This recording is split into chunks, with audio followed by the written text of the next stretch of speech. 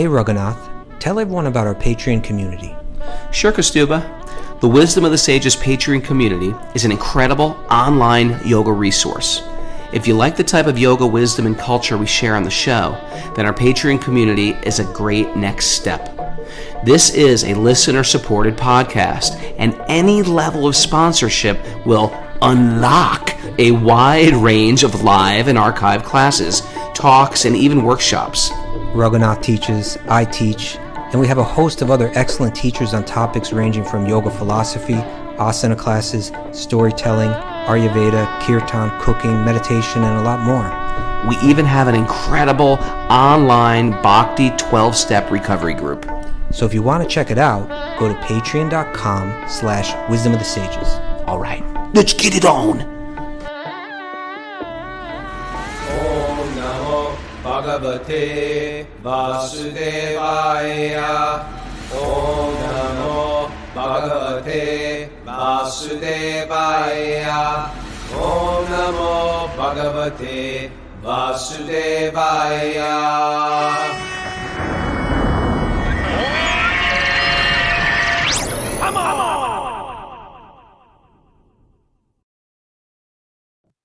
Live from Super Soul Farm, this is Wisdom of the Sages, a daily yoga podcast with your host, Raghunath, and co-host and senior educator at the Bhakti Center, New York, Kastuba Das. Welcome to the show, everybody. Welcome, Kastuba, back to the United States of America. I don't know if I'm supposed to jump in at that point. I don't know. Welcome back to the USA, Kastuba. It's always a little bittersweet, more bitter, I think, coming back to like, oh man, what happened to that dream I was living in? Meandering through the forest groves of India, splashing in the Ganga. I don't feel that way. I'm ready to come back. I'm ready. You ready back? Okay. But it was every moment was wonderful there, I tell you. What's the weather like today in New York? I think it's going to be like real feel in the 50s, mid 50s. It's wow. Okay. We had an easy in also, didn't we, Mara? We came back and it was like 51. Yeah, we did. In a real like climate crisis sort of a way. We're like, all right, we'll take it. Climate crisis. We'll get the best side of the climate crisis here. Anyway, welcome back. It's good to have you back. Thanks. Trying to hold down the show without you. It's always a little difficult. All squirrels all day. How'd it go? You're going to have to ask them. I saw some good reviews. Oh, that's good. Mara, we voted that Mara can knit on the show. Oh, there was some tension. There was some tension whether she was distracting and becoming painful to people. So the listeners voted? The listeners voted. It was unanimous. Please. I mean, they're all in her pocket. I mean, come on. No, we like her. If anyone had some issues, I had some issues because she wasn't like on the money. You check that Wikipedia right now. She's got to drop her needles and move slow, but I just like having her around. Okay. So I don't know if that was the question. I think the question was she's knitting right behind you the whole time. So anyway, yeah. Any revelations coming back home? You know, I haven't been, I just got home and I've hardly been home yet. But there was, I tell you, I love India, love the people, love the holy dhams. I was coming through I drove through Calcutta. It was cool. I haven't spent much time in Calcutta, and the way that I came in, everything changes. The airport's different, and I know the way in some of the roads going to Mayapur, going from Mayapur back to Calcutta, they switch you up. They do different things now. So I drove a bit through Calcutta. That was cool. And at the Calcutta airport, I'm checking out, right? You're finally getting ready. This is the moment you're flying out, and I wasn't even wearing, I was wearing Western clothes, but I still had my T-lock on. And the person for the airline, Indigo Airlines, that, he says, where are you coming from? I said, I'm coming from Mayapur. He said, I'm going there with my family tomorrow. You know what? Going through the airport in India, I have a thing, right? Mara, isn't it fun? If you fly to DEL, they're all bridge bosses. I know. Everyone who works in DEL, Indira Calcutta, Gandhi too. International, all you have to say is Jai Shri Krishna. Jai Shri Radhe, and they let you through. And they're like, oh, they are like They get all embracing excited. you. We got loving like you. personally escorted to the front of the line. Where was that from? Goa to Udaipur? From It was Udaipur to- unbelievable. Yeah, it was unbelievable. Unbelievable. You know, and then he was saying, yeah, I'm going there. He says, is it crowded right now? I said, yeah, it's very crowded. He says, I'm going with my family. And he said, what? This was his first question was, what time is the Mangalarti? You know, like. These are the questions you get in India. And I said, it's the most beautiful place in the world. He said, I know it is, you know. And then a minute later when I'm passing through the security, yeah, the guys, you know, with the what radar thing or whatever they, you know, they wave around you. He says like Jai Shri Radhe, and he's doing, you know. You know, I Nothing really like feel India. like this, what we're doing with the podcast, it's touching a lot of Westerners, and we present it in a very like welcoming way. And I think it's important that Westerners are getting into bhakti. But India, there is such a Maha rebirth of bhakti going on in India right now. It's like unbelievable how many people since, you know, in the last 40 years. And I throw all the credit at the feet of our guru's guru, Bhaktivedanta Swami, because Indians, when they get into it, like, yes, of course, just like my grandfather said, yes. What was I thinking? Chasing this and chasing that. There's something more to this. It's like they're so close. They don't have to go down to the pits of hell to realize, like, yes, spiritual life is important. We sometimes have to get beaten down by the material world to realize, what am I going to do with my life? I can't live like this anymore. Look at me. I'm a wreck. What have I become? Right. You know, Raghunath, it's great. I appreciate what you're saying. And it's something that's been on my mind a lot too. The last morning I was in Mayapur, you know, the day that I took off, I left there at 11. It was a 37-hour trip home, long way home, a long trip, right? But 37 hours. You gotta be ready for that. You gotta be like, you know what, I'm doing it. It's just one stage at a time. And do it. You kind of are existing in a timeless state the whole time. You know, you're just taking the next step, the next step, the next step. You know, but so I had the morning though, you know, because I left Mayapur at 11:30. And so there are certain places that I didn't visit that I wanted to visit it, but really what I wanted to do was pray, and particularly pray to those figures who I see as kind of like the architects of the modern bhakti movement. You know, like in other words, those people who a century and a half praying ago. to yourself. No, Raghunath. Those people that like, you know, a century and a half ago or so, you know, began to plan. You know, they had a clear vision that the teachings of Bhakti, the teachings of Sri Chaitanya, it's pretty amazing, were to spread around the world. So I went to the Yoga Pit, you know, which is the birthplace of Sri Chaitanya. I could pray to Sri Chaitanya there, and then also the Samadhi of Srila Bhaktivinoda Thakur is there. What an important figure. What a person that was foreseeing Western people coming to Mayapur and foreseeing the teachings of Sri Chaitanya spreading throughout the entire world. He saw it. He was writing about it. He had visions prophesizing about it. Yeah, prophesizing visions of it. Yeah. And by the way, within his book, the Navadviptam Mahatmya, he gives his vision of Lord Nityananda speaking to Jiva Goswami, talking about the temple in Mayapur, that people that would spread bhakti throughout the whole world, that people from around the whole world would come to visit. And that temple is sitting there, it's looming over that over Mayapur. You know, it's like it hasn't, the deities have not been installed in there yet and everything, but it's just like you can see like that massive cavernous building is there, and it's so beautiful from different angles and everything. And but you feel like some future. You can't help but be thinking of the future and bhakti spreading around the world when you see that looming over you constantly. When you're there. So I prayed to Bhaktivinoda Thakur. Then I jumped on the bicycle, rode up further to the Sri Chaitanya Saraswati Gaudiya Mutt, where the Samadhi, the tomb of Srila Bhaktisiddhanta Saraswati Thakur is there, the son of Bhaktivinoda Thakur, the person that gave Srila Prabhupada the order to teach bhakti in the English language. you know, also, you know, so much to say about the spread of Bhakti in the West was, you know, moving people in that direction, was taking powerful steps forward in that direction. And then I went to Srila Prabhupada's room. And then I'm riding the bike back. You know, it's a beautiful morning in Mayapur, and I'm coming in from the back road. And again, you see that temple of the Vedic planetarium from different angles, and it's just powerful, you know, when you're coming from distance over the fields. And then I saw the elephants coming. It was like such a sight, such a panoramic sight, you know, these two big, huge, beautiful elephants. Then I went to Prabhupada's room where he lived when he was in Mayapur, where so many of his followers would come and speak to him and receive instructions from him. And not the hut.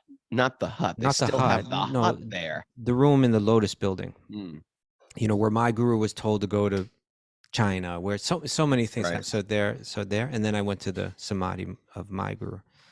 So it was a great morning. But you know, I'm relating this to what you were sharing, that bhakti is going to spread throughout the entire world. You just feel it. You just feel it. Now's the time. It's like we're setting a stage with all the chaos. We're setting a stage. Yeah, Lord Chaitanya to sort of walk right on and say, "Ladies and gentlemen, now's the time," and everyone's going to be like, "We've been waiting," and everything is prepared. The foundation's been laid. The books have been translated. The philosophy is so warming and acceptable and inclusive. I don't think we're just being a little fanatical. This is being the most broad ever. You know, to that point, Raghunath, and what I'm saying isn't just like, hey, our religion is going to spread all over. What I'm saying is that even all the other spiritual traditions can be rejuvenated through understanding bhakti. You know, understanding that what does it mean to be a good Christian? It means not that I'm asking God for stuff, or that I'm feeling I'm superior to others because I'm Christian, or that I'm the only one that's. It means, you know, getting deep into the spiritual teachings that are there and approaching God for nothing but love, and trying to love every other living being. In other words, that this, you know, when we say bhakti, we can be speaking about a particular tradition in India that's risen out of India and is now spreading around the world. Or we could be speaking about the essential nature of spirituality, that it's entirely selfless, and and the highest principle in it is love. That bhakti principle is so well articulated within the movement that it can also rejuvenate, you know, inspire other religious traditions or other spiritual traditions to move in that direction, you know. And I feel that happening. I can see that. You feel like you're right on the edge of it, actually, you know. And you can see even within different traditions, there will be a vision towards what do we have in common, as opposed to how are we different? How are we doing? You guys are not different than us. And you'll see that happening within bhakti culture. You'll see this particular branch of the tree of Vaishnava is much different than us. And we must build up a maha wall, like build a wall to keep out other Gaudiya Vaishnavas. Come on. It's like, how can we see the commonalities and have some type of and still retain some type of personal identity? But how can we find the commonalities, and how can we move together in this world? And I think that's where this entire thing is moving towards. And you're seeing the changes in India coming back. I mean, we're seeing the changes in the names of India. You were flying out of Kolkata. They haven't been called Calcutta in like a decade at least. You know, everything's changing. When that temple comes up right now, it's sort of like a shell already waiting for the altar to just like take over. And then it's just going to be mind blowing. Already it's just packed constantly, you know. But what to speak of when the temple fully opens? It's going to be very special. You know, it's going to have this within there. You know, there'll be this. Everybody's saying it's the biggest dome in the world. So apparently, I'm not positive about that. Bigger than the Astrodome? The Astrodome is not really like I don't know, like a stadium, but you know, like a dome. You know, like a architectural dome. It's like a dome. Yeah. And and it, you know, and then coming straight down the middle of it will be this, like, I guess you call it like a mobile, right? Is that what you call it? But you know, like it'll be showing all of the different planetary systems going up. Oh, I was wondering how they were going to do that. Yeah, it comes right down it comes right down the middle. I've always liked planetariums, but what to speak of a Vedic planetarium? The planetarium is actually, it has those 3 domes, right? There's the massive dome in the middle. That's the central one. And then there's a dome on either side. So one of those domes would be the Nrsingadev temple. And then the other dome is actually the planetarium, where you get to see, they'll have all kind of presentations there about Vedic cosmology and Vedic teachings and so on. So, and we remember when we were there last time, they had this mini kind of like dome theater going on where they're showing some of the kind of stuff that was pretty good. That was pretty good. I was surprised how good it was. That mini dome theater. Yeah. But in any case, yeah. So like in that massive, underneath that massive dome, and by the way, it's got levels and levels and levels going up. You can see and you can view this kind of presentation of the Vedic cosmology, building up the different planetary systems, building all the way up to the spiritual realm with Radha and Krishna at the peak. That'll be like just a mind-blowing thing to visually see this in a creative way like that in that kind of setting. I'm eager, for that day to get to see that. It's amazing, and we're part of it. We're watching this Maha Bhakti tsunami take off. It's exciting to see basically things that are going to change forever. We're like in the midst of it right now. We're seeing it all happen. The bricks are being laid, so to speak. And we're about to watch things that are forever going to be normal. Oh yeah, like when we go to Mayapur now, it assumes like, yeah, this is normal.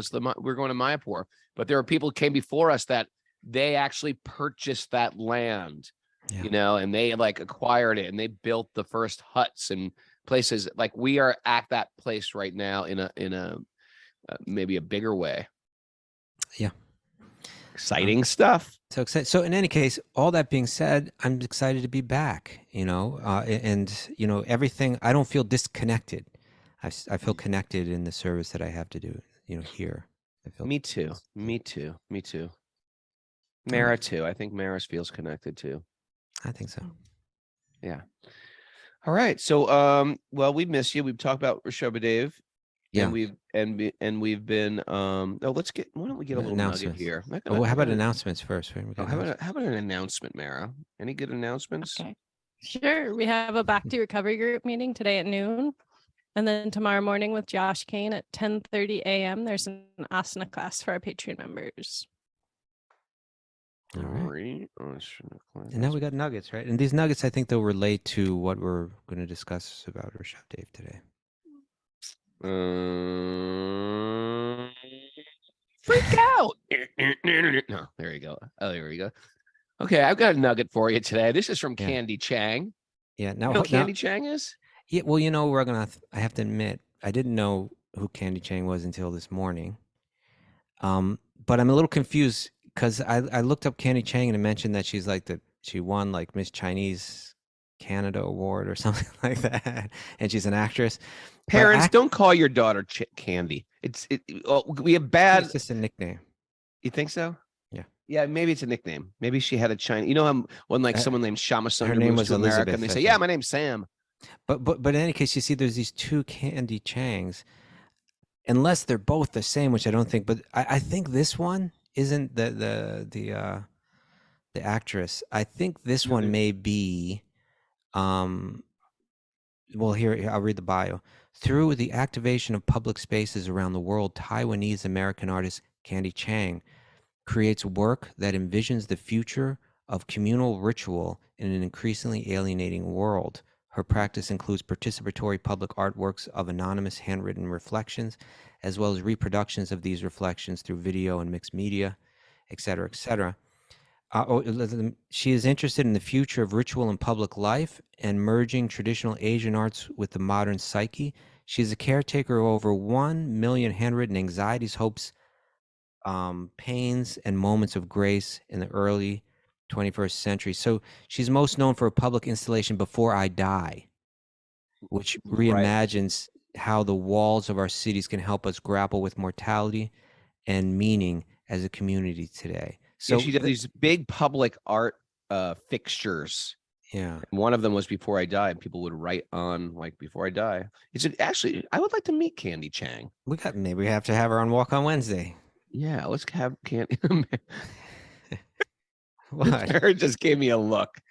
I think she's an interesting lady. So, in any case, I'm assuming it's this Candy Chang, because the quote is about death, and she has that installation. Sweet called Candy Before I Die. Chang. Okay, let's hear about Candy Chang. Okay, What does she have to say? Preparing for death is one of the most empowering things you can do. Thinking about death clarifies your life. Boom. You know, I've often said things like this, but she really actually summed it up there. Preparing for death is one of the most empowering things you can do. Thinking about death clarifies your life. Yeah. What do you want to do? You have this amount of time here on this planet. I always use the example of Maharaj Pariksit, who had seven days to die. If you knew you were going to die tomorrow, right, wouldn't that radically change what you do tonight? Right? Would you be wasting time? Would you be, watching series on Netflix? Or would you start to make some phone calls? Would you start to say some I'm sorry's, some forgive me's, some I love you's, right? If I knew I was going to die tomorrow morning, that would radically change the moment. No one's going to be like, well, I'm going to sleep in. I really want to rest up for death. We'd be like on the edge of our seat trying to get things done, hopefully. Agreed. Agreed. I think, a lot of Bhagavatam a lot of the text that we're reading from, it deals with death. It deals with thinking about death. It's talking about death. And, that can seem morbid to people, but I like the way that Candy Chang puts this, that we're not talking about death just because like we're tamasic and into like dark stuff. We don't even see death necessarily as dark, but we look at death and we reflect on death in the context of preparing for it. And when you do that, it makes you look at your present life. It's like looking in a mirror. You really have to look at yourself and maybe even see yourself or look at your life for the first time,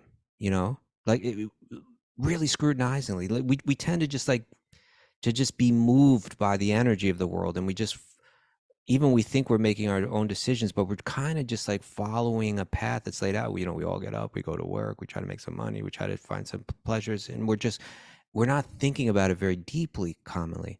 When you think about death and the idea of preparing for death, you really have to look at your life and look at the moments ticking away and say, how do I make my life most come alive, right? How do I make it most dynamic? How do I transform myself most effectively, most powerfully through these days and minutes and seconds that are ticking away? And therefore that looking at death and thinking about death becomes really helpful. Yeah, it is the thing that inspires. Sometimes we get that little glimpse of what am I doing with my life when someone we know or someone we love dies, and we're like, wow, that could have been me.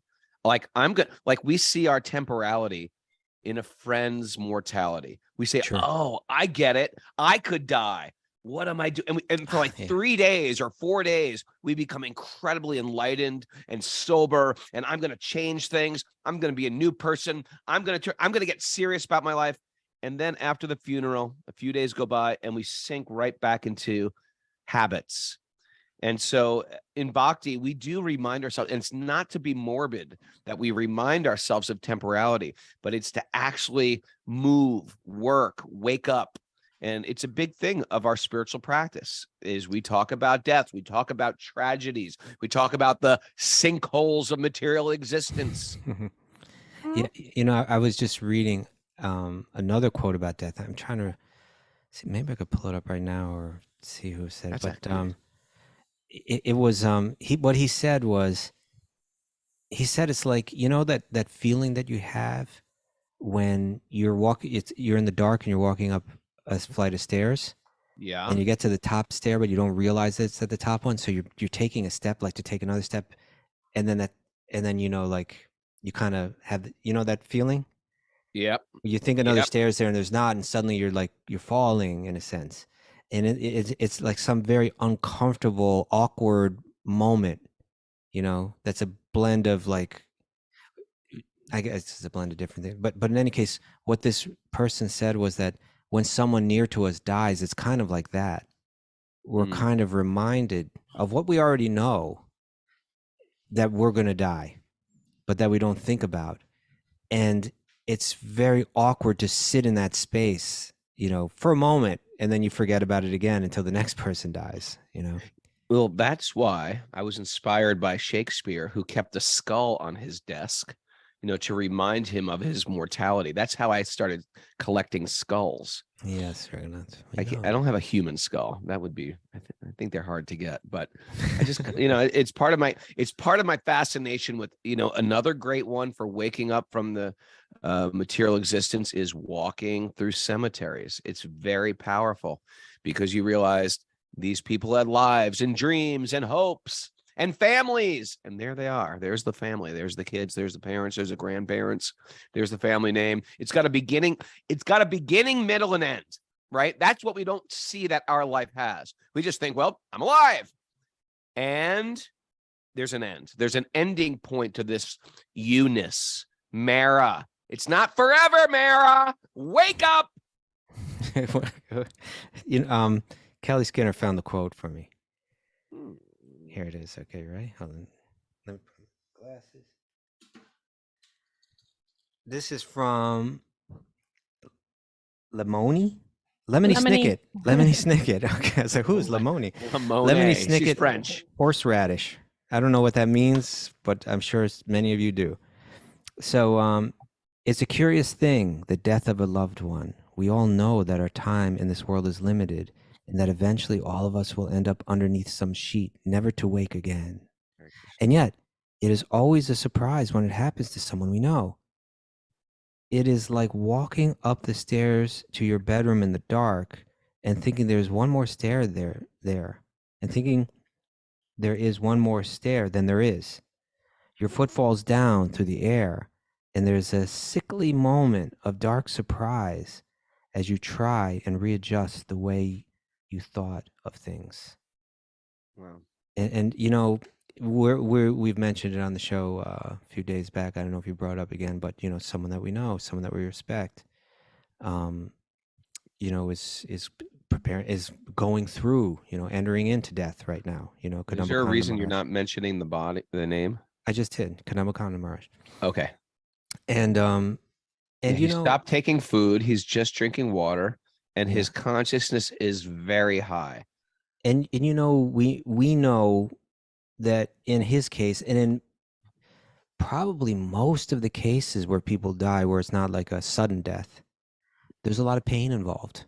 He's not on any pain reliever, painkillers either. Yeah. So it can be very painful going through. It's like it's painful coming into this world, and it's usually painful going out too. We never think it's painful coming in. We think, it's so blissful. Yeah. Look at the kid crying. You got to listen to the kid crying, listen to the mother screaming. Yeah. Yeah. But, this fundamental teaching in Bhagavad Gita, yum yum vapi smaran bhavam tyajanyante kalevaram. Yum yum.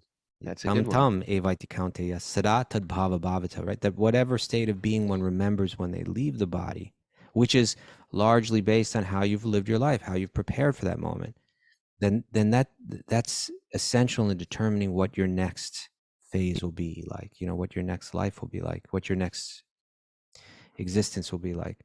And so, you look at someone like Kadambakanda Maharaj, you see that was a life where he just said, I'm preparing at every moment. It's not morbid, it's not dark, it's not like it's turning away from life. It's really turning to life in a really deep, powerful, efficient, effective way. Something we all need to do, All right, and so meanwhile, what we're reading now in Bhagavatam, we're hearing about Rsabdeva, this incarnation Lord Vishnu who comes to show something. Really, he's living as this avaduta. Why is he living as an avaduta, right? As a person that's like, he intentionally makes himself appear to be like, he's a madman, he's crazy, he's society can't relate to him. He's on the outskirts. He's on the edges because of his behavior is so bizarre. No one can get too close to him. Why? I see it as all as like part of his preparation for death. And we could talk about, how so, but why don't we go ahead and dive in? there's one more element of the dying thing I want to mention is because we're living in this fake ego, not a real ego. There is this idea like, when I die, the whole world's going to stop. And it just doesn't. People care, people cry, and then work starts immediately the next day. And you're back on a treadmill. And out of that ego, we're thinking, yep, how can this world go on without me? And even at the funeral, people are sort of sometimes, at the, there's refreshments or something, not at the funeral, but at the wake or something, or a funeral get together afterwards. People are laughing and joking, talk about other things. It's like, yes, not only is life so insignificant and tiny, but people are just moving on with life. It's not like it's not like there's a stick putting a stick thrown into the spokes of the tire. It's going on immediately. Yep. You'd share that. All right. You're preparing for Gus's leaving already, Raghunath. Yes, my dog is getting old, and we're thinking about a new dog. Someone just offered me a beautiful lab. And so, and moving out of the country, and I'm thinking, you know what? It might be good transition because it's something about a dog that sort of keeps the family together. You know what I mean? Even when your kids get, upset with you, they still love the dog. They'll still come home. They'll come home to see. Sometimes the dog gets a better greeting than I do. I'm like, hey, kid. And they're like, Gus. Okay. All right. Hit it. Narayanam namaskritya chayavanarotamam devim saraswatim vyasam tatojayam mudirayat. Before we start in the Srimad Bhagavatam, which is our very means of conquest, one should offer respectful obeisances to the Supreme Lord Narayan. Unto Narayan Rishi, the supermost human being, unto Mother Saraswati, the goddess of learning, and to Srila Vyasadeva, the author. Nasta prayeshu vadreshu nityam bhagavat sevaya bhagavati utamashloke bhaktir bhavati naishtiki. By regular attendance in classes in the Bhagavatam and by rendering service to the pure devotee. All that is troublesome to the heart will become eradicated, and loving service to the Supreme Lord, who is praised with transcendental songs, will be established as an irrevocable fact. Om Gyana Timarandasya Gyananjana Shalakaya Chakshurun Midatam Yena Tambuzmai Shri Gurave Namaha. I was born in darkness, in the darkness of ignorance. My teachers are opening my eyes with the torchlight of knowledge, and I offer my respect at their feet. Reading from the Srimad Bhagavatam. Canto 5, Chapter 6, Text 6-ish. I think we did 6 last. You did 6 last, right? Yeah. Why don't you read 6 again? Because I think 6, 7, and 8 kind of go together. All right. Lord Rsabdeva was the head of all kings and emperors within the universe, but assuming the dress and language of an avaduta, right? Explain that again. Avaduta, they're like not of this material world. If you were to see them, you would think they're on the spectrum. They're like, a madman. But actually, they have a whole internal world going on. I think people on this spectrum may appear very normal right now. So it's like beyond that, right? All right. It may seem like sort of like a madman. Yeah. But whatever it is, the idea is like there's people out there that have a whole internal life that we're not clued in with. But this is an avatar. This is an avatar, and he was a king, and now he's walking around like this avaduta. He acted as if dull and materially bound. Consequently, no one could observe his divine opulence. He adopted this behavior just to teach the yogis how to give up the body. Nonetheless, he maintained his original position as a plenary expansion of Lord Vasudeva, Krishna. Okay, but just before you continue, we need to return to this line. He adopted this behavior of acting like a madman, right? Just to teach yogis how to give up the body. Okay, we'll come back to that, but let's try to go deeper into that, right? Yeah. Okay. Especially what we understand to be yoga today. Yeah. Right. Remaining always in that state, he gave up his pastimes as Lord Rsabdeva within the material world. If following in the footsteps of Lord Rsabdeva, one can give up his subtle body, there is no chance that one will accept a material body again. Okay. Very interesting, huh? Mm-hmm. Text 7. Actually, Lord Rsabdeva had no material body. But due to Yogamaya, he considered his body material, and therefore, because he played like an ordinary human being, he gave up the mentality of identifying with it. So that's interesting. Yogamaya means the illusory energy. It's one of Krishna's it's one of Krishna's illusory energies. In other words, it's an energy that it makes you think something is real when it's not real, and it's an energy that Krishna himself voluntarily becomes influenced by, right? So that he can play for his Leela, right? So what it means is that God, who's all powerful, who doesn't fall in illusion, voluntarily falls into illusion, thinking that I'm a human being, I'm a mortal yogi, right? Mhm. And he plays by preparing himself and living like a yogi, and dying. And through this play, he's instructing yogis how to die. Okay. Very interesting. Following this principle, he began to wander all over the world. While traveling, he came to a province of Karnataka in South India. I guess that means Karnataka now, when you'd think, right? I'm not sure. Yeah, I was thinking that same. And he passed through Kanka, Venka, Kutaka. He had no plan to travel this way, but he arrived near Kutachala and entered the forest there. He placed stones within his mouth and began to wander through the forest. What? Naked, with his hair disheveled like a madman. So I guess that means, it could mean different things, right? It means that, one, you can't talk, or two, that when you do talk, you sound like you're really out of it.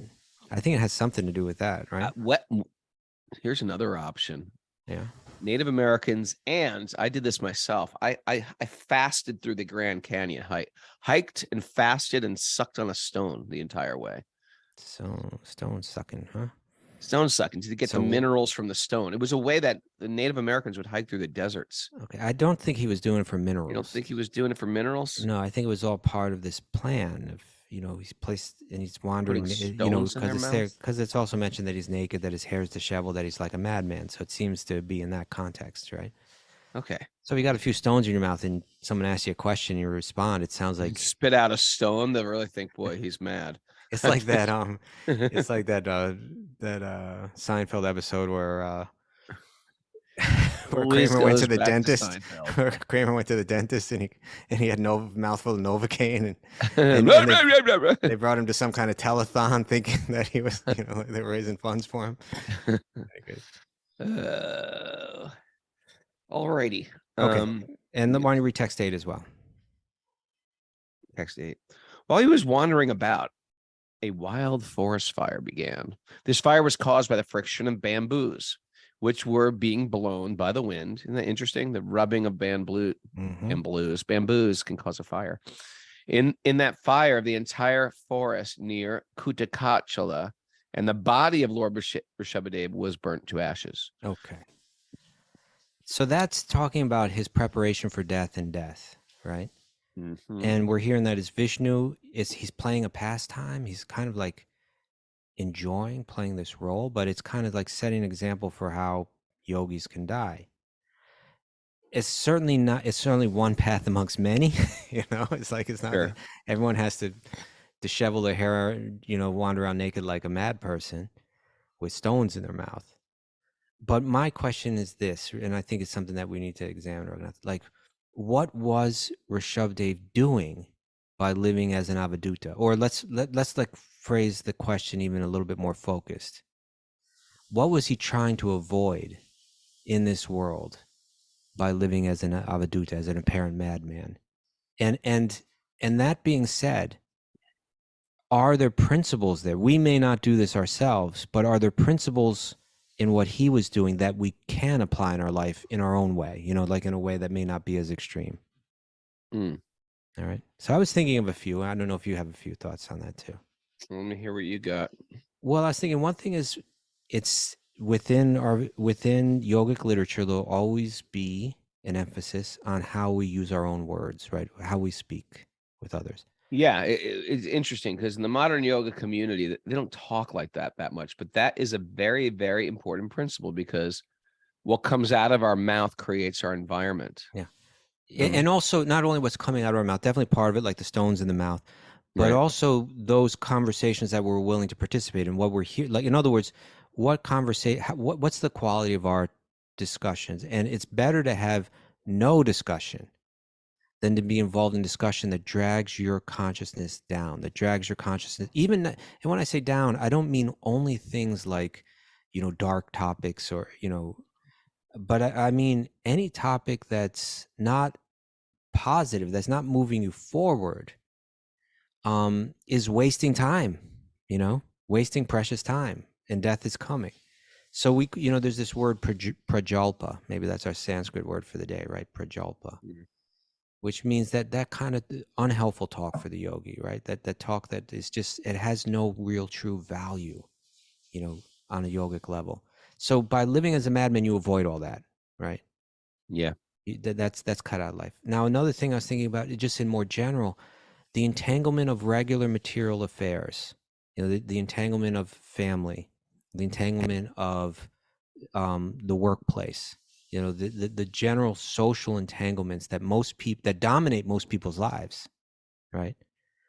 The taking care of the home, the providing for the family, caring for the family, the not that these are bad things necessarily, but they do tend to distract us, all the struggles of the business world and all of that. Unless one is very focused, and one can be very focused and turn all of those otherwise entangling elements of life, one can turn them into yogic practice, for sure. That can be done. Bhagavad Gita teaches that. But for most people, that doesn't happen, and those things become entangling. So by living like a madman, you're cutting off so much of the entanglement of the regular material affairs. I think that's the second thing, right? I think another thing is it just kind of cuts out so much typical kind of like ego-related thought. I am this body. I am from this place. Like the level of our egoic thought is just absurd. Vanity. It's well, like vanity, layers of vanity. My beauty, my status, like we fight to try to be beautiful, to try to be attractive, to try to be recognized in a particular way, to try to attain fame or different types of material status or ego-related status. By living like a madman, you're saying, you know what? I'm not going to have anything to do with that. Everybody's going to look at me and just want to walk away from me. Everybody, so in this way, I totally avoid that. I totally cut that off. I don't have to negotiate that at every step. Am I going too far? Is it no? I'm just going to 100% lop it off. For me, I think this is this is my future. Simplifies things, doesn't it? I want to be a madman. Okay. And Raghunath, you may not have too far to go.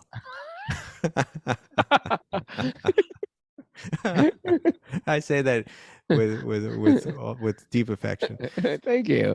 And then the last one I was thinking is also related, but even like as one practices spirituality in depth, people recognize that it maybe is just an extension of the previous ego-related thought one, right? But like, if this goes back, remember some months back, I mentioned that story by Tolstoy, a short story that he wrote called Father Sergius. Yeah. And he was, this Christian monk who he was recognizing all the hypocrisy in the church, and then he just was living out in solitude like a hermit. But his reputation began to spread, oh, he's so renounced, he's so pure, he's so holy, oh, he's a healer, he's this, that. And it just weakened his own spiritual resolve, his own spiritual. So say I don't want to even be recognized as a saint. I see that's an entanglement that comes as you advance spiritually. I want to cut that off. I won't be recognized I'm not going to live any kind of orthodox or typical kind of spiritual practice. I'm going to do something weird and bizarre that's so bizarre that nobody even wants to be around me. Mm-hmm. Nobody's going to be recognizing me as a saint. Everyone's going to be recognizing me as some kind of crazy person. So I think those are four things that I see as reasons why one would want to live as an avaduta, right? Like advantages of the avaduta lifestyle. And so then the question is, how do we apply those things in our own life? Like without living as an avaduta, can we benefit the same way that he's benefited? And so I'd say, with like Prajalpa, right? With talk that's not helpful in life, we have to choose carefully who we associate with and keep our talk on a high level, right? We have to have the determination to do that. We don't have to live like a madman, but we have to think about carefully about who it is that and what it is that we talk about. And within, I always remember, I think I've shared this on the show before, but I always remember this as an important instruction from another person that we saw face death with great spiritual courage and preparation. It was Bhakti Swami. But I was in Mayapur, and I remember him giving this talk, and he said, if someone comes up to me, like he was speaking within the spiritual community, right?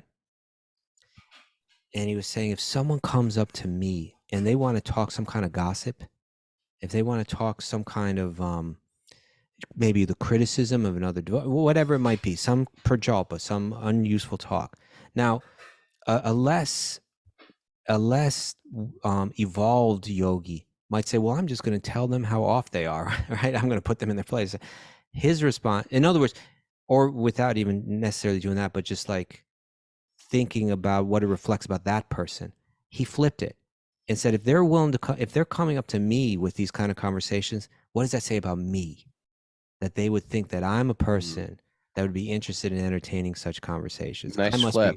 I must be off, right? Yeah, and I want to be the kind of yogi that people say, "Oh, I don't talk about that with that person," right? Because I know they don't go there; they're not interested in that; they're beyond that. Why are they coming to me with this? Yeah. What have I demonstrated to them? What have I demonstrated to them? My wife just spent time in England with her mother. And she just got back yesterday too. And she was, she goes there regularly. And so not only does she see her mother, but she sees some of the friends that she had back when she was in school, Wow. And they're not bhakti yogis or anything like that. But she was saying that, because she never got preachy with them, they're starting to open up because they just see in her lifestyle and in the quality of her conversation, like what she's into. And as they're getting older, they're thinking a little bit like, I need some of that. Like, this person isn't in anxiety all the time. This person is healthy. This person, has a peaceful mind. And they start to say, now they start to ask some questions. She even said that her friend said, what does it take to go on your husband's, those retreats that they do in India? Like, what do you have to do to go on those, That's but cool. because my wife's been keeping that conversation, even she's going in and meeting with old friends, but it's just like you show people what you respond to with enthusiasm, and they start to catch on and respond accordingly. Right. And so we may not be an avaduta, but we can be a person that's like vibrating on a high level of, we keep our discussions on a high level. So I think it directs the conversation. Right. Yeah. And then in terms of like entanglement with regular material affairs, all of those, we may not walk away from all material affairs, but we need to keep them really tightly. We need to direct them spiritually, dovetail them, as we say, right? We need to connect them in a strong way to our spiritual practice, so that my family life, I see my family as all, that they are all the children of God, and that my caring for them is caring for God. And I see within that context, and I try to, that also elevates the level of my thought and my care in relation to them, rather than seeing them as the sources of my pleasure in life, the sources of my material enjoyment. I might enjoy their association, but not in the sense that they're the sources of my pleasure, but that together we move forward, towards the spiritual path. So I was thinking that. And then ego-related thought, we have to try to let go of attachment to being perceived as great, to being perceived as some kind of unique, special. We have to realize there's no taste in that. Yeah, we have to realize that, we think, we watch these, just the way the modern society frames it. You watch all these people going to these different award ceremonies or whatever. You're thinking, oh man, they're really living life. They've reached it, that point where they're famous and they're successful and they're being honored. What it must be like to be up on that stage and receiving that honor, and those people get there and they realize there's not really any taste in it, or you try to chew it again and again. And not only that, there's envy with it. There's, whenever you get some honor, there's always someone that hates you for no good reason. You know what I mean? Right. As much as people like throwing praise at you, there's another group of people that just like despise you with as much passion as the others love you.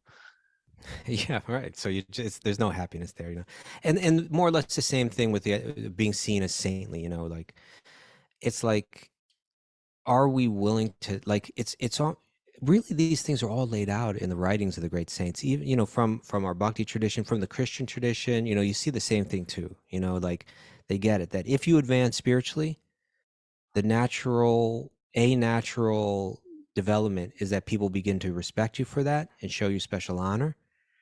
And if you and it becomes like an obvious like pothole, or you know, like on the path that one has to be aware of and not fall into, right? That if I'm going to settle for that instead of settling for Krishna prema, which is the actual goal, the true love of God, a true love of every living being, the bliss of that, am I willing to give that up to try to like squeeze some kind of enjoyment out of like being honored as a saintly person? There's just, you put them both on the scale, there's absolutely no comparison, you know. But the fact is, it's a filter that'll filter out maybe even the majority of spiritual aspirants, you know, at least temporarily, you know, at least for some time. Interesting. Yeah. So anyway, those are things I was thinking of. You know, those are good. Those are good ones. Yeah. Those are real ones. We can take the principles that the avaduta is working towards and apply them in our life without necessarily becoming an avaduta. Or we could become an avaduta. Or we can just become an avaduta. Mara, what do you think? I'd love to see avaduta Mara just walking around Chatham. What happened to Stones her? in her mouth. I think Mara, what's going on? What? Pebble comes out of her mouth. All right. She's either really high or really low. We can't decide. God knows. A lot of interesting takeaways. The message board was lit up with takeaways. I got so inspired that I started writing them down. Yeah, although they weren't things that either of you said. Some of them I know. Well, it doesn't have to be. I think there are sometimes we can inspire good quotes. Yeah. They don't have to be just parroting what we say. Yeah. Okay. All right, let's hear it. This could really make the takeaways a lot more interesting. Probably would. All right. There's a massive rebirth of Bhakti. That's right. That came from us. Yeah. Okay, next. Yeah. All religion can be rejuvenated through understanding Bhakti. That was us, Mara, right? I know the ones that I have are from Did you put guys. wait a second. So you didn't put any of the ones I sent you? No, yeah, okay. You want me to do those? Cemeteries? Hold it. Raghunath, when I'm speaking, you're sending in your own nuggets? That's right. Well, no. I wasn't. I was copying the nuggets that I thought were like really. Oh, I see. No, this one's really good. Okay, cemeteries are full of indispensable people. That was a good. That's a good one. That's a great one. That's smart. Indispensable people. Oh, I see what you're saying. They weren't indispensable in the long run. Got it. Right. Exactly. Gotcha. Okay. Took me a moment there, but I got it. Okay. Funerals are good for us. Funerals are good. Funerals are good. Thinking about death clarifies your life. Ooh. Yes, that may be our main theme for today, I think. Yeah. Candy Chang. Candy. I want candy. Okay, next. Did I tell you I saw Bow Wow? And when I was that's the kind of thing you're into. 19. You know, I just like it was even weird. When you're into hardcore, you're still into. No, that was pre-hardcore. It was pre-hardcore. 19? I was in the front row. Oh yeah, not 19. Younger, like 16. Okay. I was in the front row for Bow Wow, and when she handed me the mic to sing along, you know what I said? I don't know what to say. I have no idea. It was like I didn't know what to say, so she was like, it was like she wanted me to sing "I Want Candy," and I said, "I want you."